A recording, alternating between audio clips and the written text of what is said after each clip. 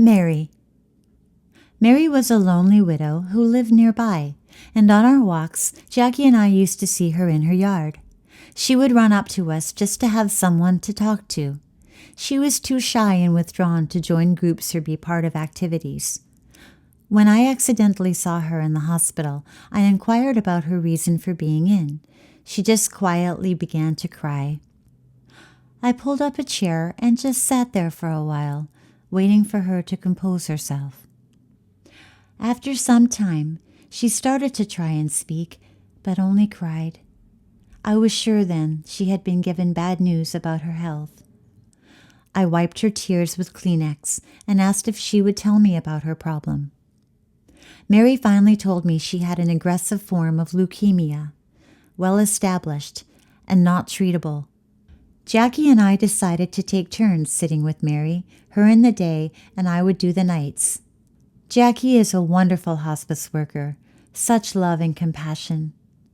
After a few days, we did notice a decline in Mary and found her to be so fond of conversation, just to have someone to talk to.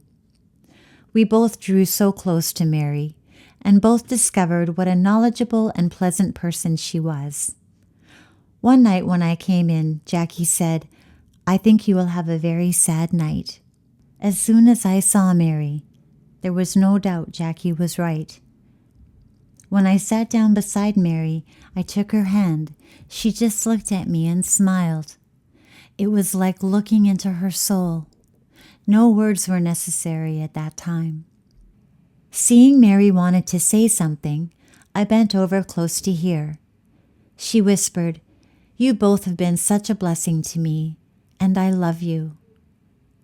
I automatically replied, "And I love you too, Mary." She smiled, or tried to, and seemed to look right into me. She then started saying, "Yes, yes," over and over, and then quietly slipped away. I felt such love for this woman, and I puzzled over it, as I still held her hand. How could the happiest married man ever feel that way?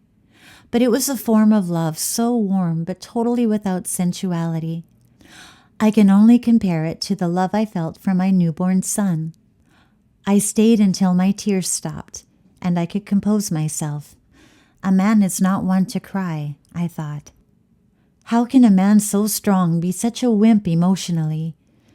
Jackie knew why I was so long down at the river, and understood.